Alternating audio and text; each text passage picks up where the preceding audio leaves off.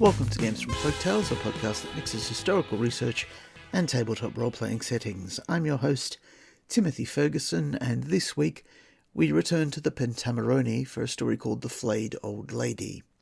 We've completed the Pentamerone stories which were published for children in the Victorian period. 17 of the stories, however, were removed as unsuitable. I won't be recording them, but I'll be using the Burton translation to summarise their plots and the hooks we can hang on them. Burton's summary for what's now called The Flayed Old Lady, which he called The Old Woman Discovered, is this.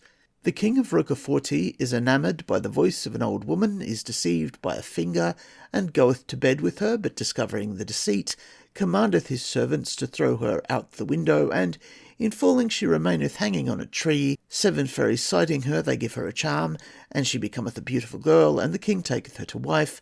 The other sister, being envious of her good fortune, and wishing to be made handsome also, desireth to be flayed alive, and in doing so dies.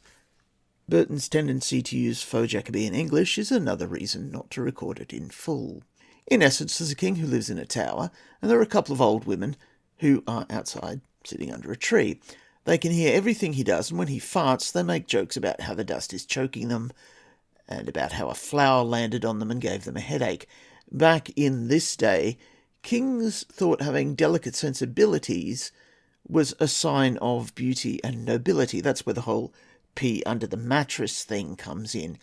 The king, therefore, assumes these are gorgeous people, falls in love with them in the abstract, and decides to seek them out. They know they're ugly, and assume the king will do something violent if he meets them and is embarrassed by how foolish he's been. So, let's drop back into the text for a second. Where art thou hidden, thou most precious jewel? Come forth, thou the most beauteous in the world. Arise, thou sun. Come forth, thou gem worthy of an emperor. Make manifest thy graces. Let me behold the beaming light, which kindle fire in love's domain. Chase from thee, O thou accursed bench, this flower of beauty. Be not so ware of thy excellencies. Open the gate to a poor falcon, and cage me if thou wilt. Let me behold the mouth from whose lips sounds come forth. Let me behold the bell whose sound I hear. Let me behold this bird whose sweet song I do listen to. Do not leave me as a sheep from Ponto to be fed with cresses. Do not deny me the joy to behold and contemplate thy beauteous form. These and other words did the king say. But he could ring Gloria. The old women's ears were deaf to his prayers, and it was like adding fuel to the fire. This goes on for weeks, and one day the ladies agree to let the king see one finger from one hand of one lady, provided he comes back in 8 days, and the king agrees, and seeing this as a new crack in their defences, he progresses in his siege. The ladies spend the next week giving themselves intense manicures, and one, who has the finest finger, pokes it through the keyhole for him to fall in love with. The finger is like unto the dart of Cupid to his heart, apparently, or more like a mace that hit him in the head and left him dazed, or perhaps like a lighted match. Find your own violent metaphor, because there are plenty in the Pentamerone. So he kisses it and carries on some more. Basically, he demands she comes forth. Actually, it's so extreme, let's have it again for the humour. O sweet bow of love, O receptacle of all joys, O register of all love's privileges, for which I have become a warehouse of sorrow and a magazine of anguish and a custom house of torments, is it possible that thou wilt remain so hardened, so cruel, and feel no compassion for my complaints? O my sweetheart, if thou hast shown me the tail by the keyhole, put there thy lips, and we will have a jelly of happiness. If thou hast shown me thy sweetmeats, O river of beauty, let me behold all thy body. Let me behold those eyes of hawk peregrine, and let them wither and scorch mine heart with their leven glances. Who holdeth prisoner the treasure of thy beauteous face? Who keepeth this beauteous ship in quarantine? By whose power is held prisoner the charming and graceful gazelle in a pigsty?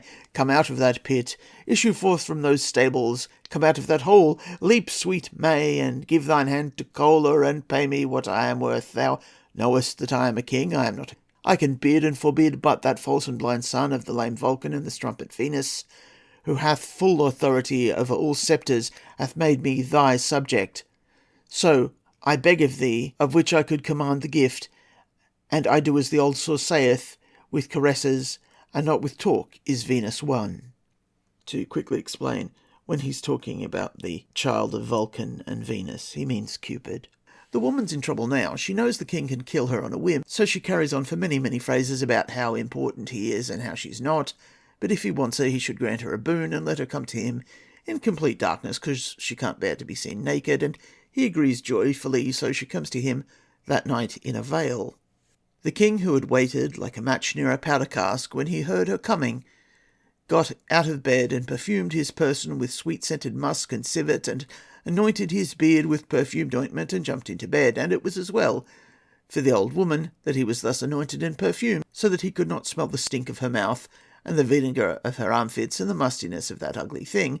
But as soon as he felt her limbs, he perceived the deception.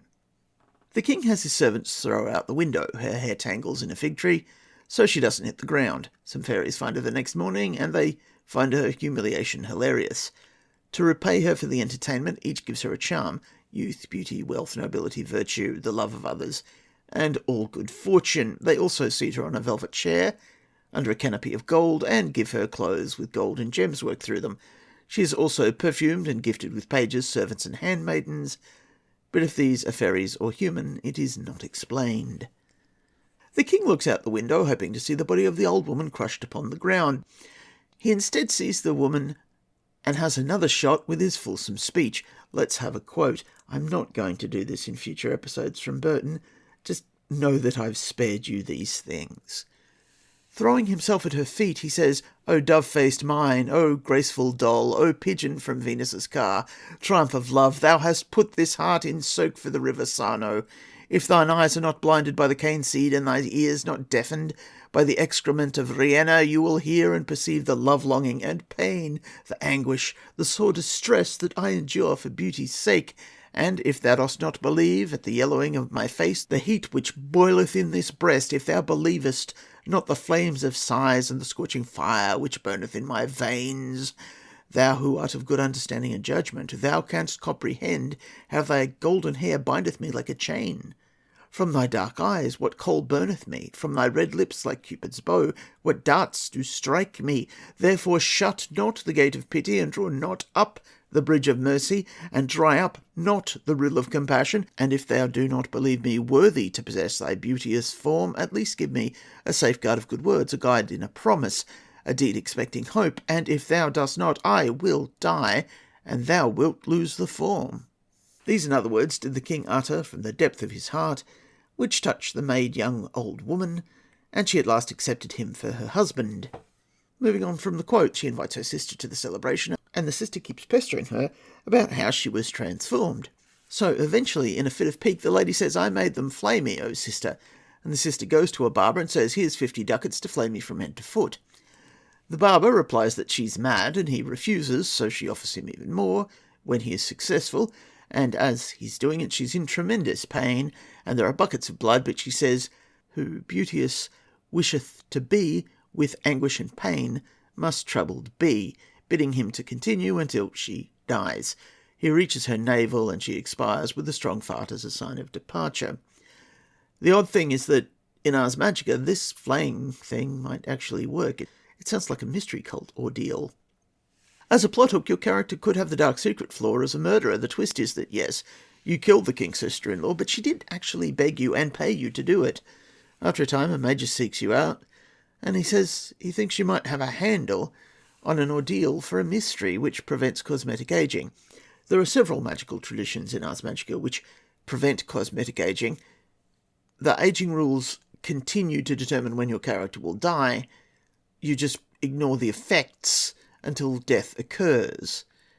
This might be a similar tradition.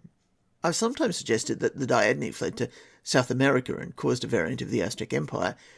Is the flaying by a fairy a memory of a Diadni ritual that might later turn up in the priesthood of Zipototec? Your saga may vary.